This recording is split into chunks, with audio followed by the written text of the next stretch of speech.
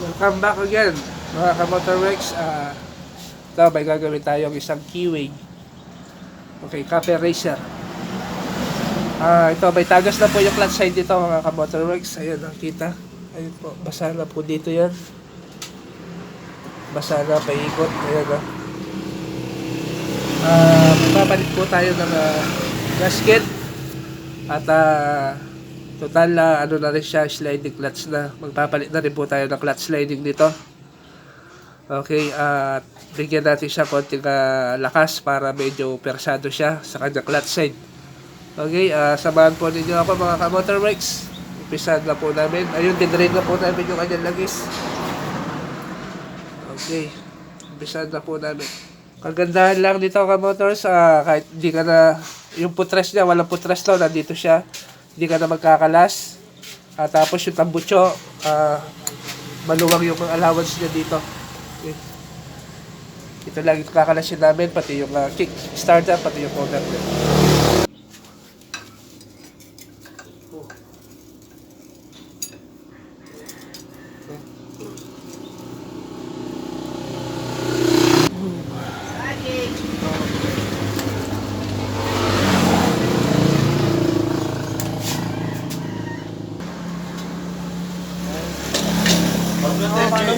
Oo, parang pinatya pa. Ayan po.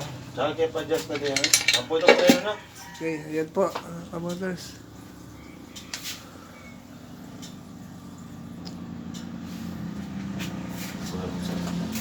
After 3 years, may higit 3 taon, ngayon pa lang siya, ngayon pa lang kami magpapalit na clutch sliding niya.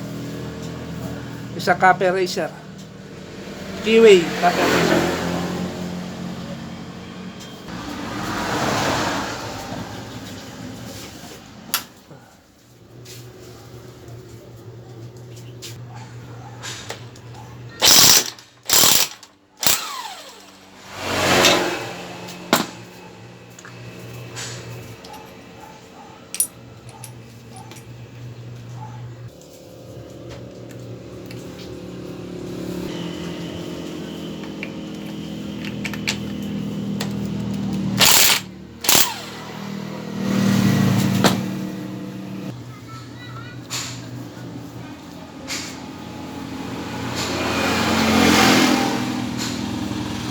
Yan.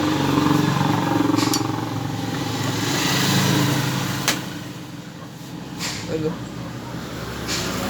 Sulog na po, sulog na. Okay lang yung clutch wheel niya, tsaka yung clutch hub. Okay lang sila. Paayos pa. Lining lang yung papalitan natin dito. Ito, sunog na. Okay guys, ang clutch sliding po nito ay same lang po sila ng TMX 155. Okay, kamukha lang sila. Kamukha lang. Pang TMX 155 po, pwede siya.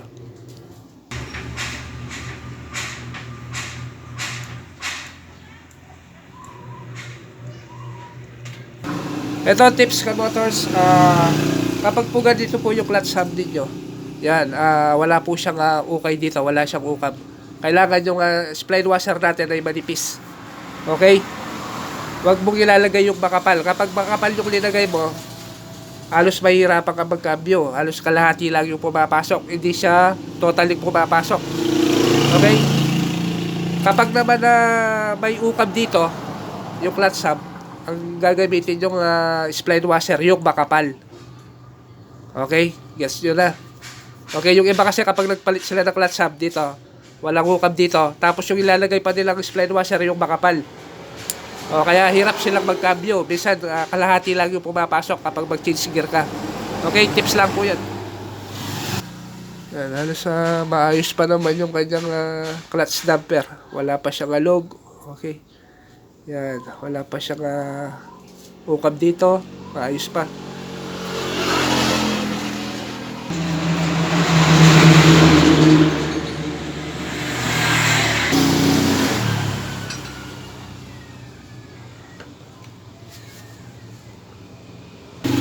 Ito po ilalagay namin na clutch lining. Okay, original. Original po siya.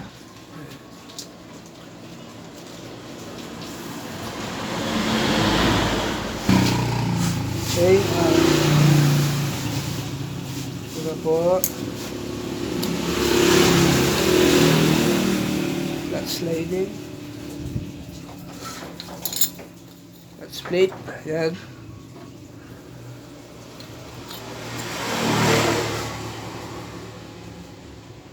Flat sliding.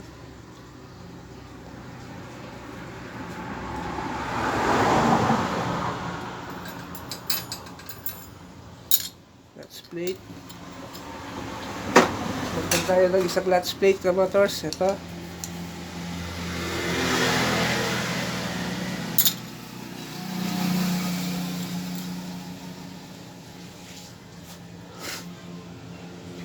Sliding ulit.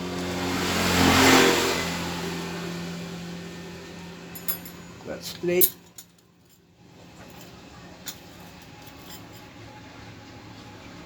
Sliding. Clutch plate.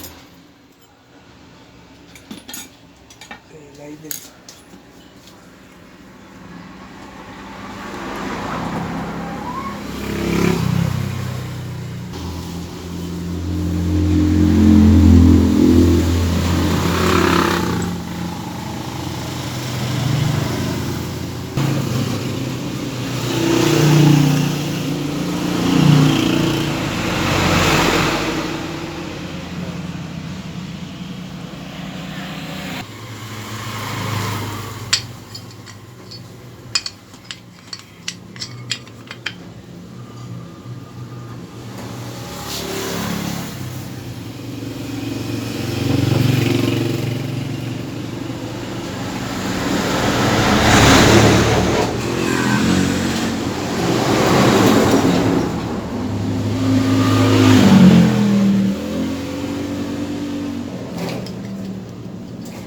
Okay.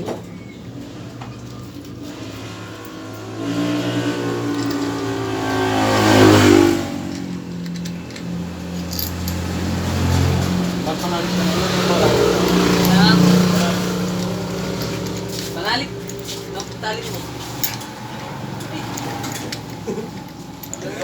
Kakawani nyo. Mag-transform yata.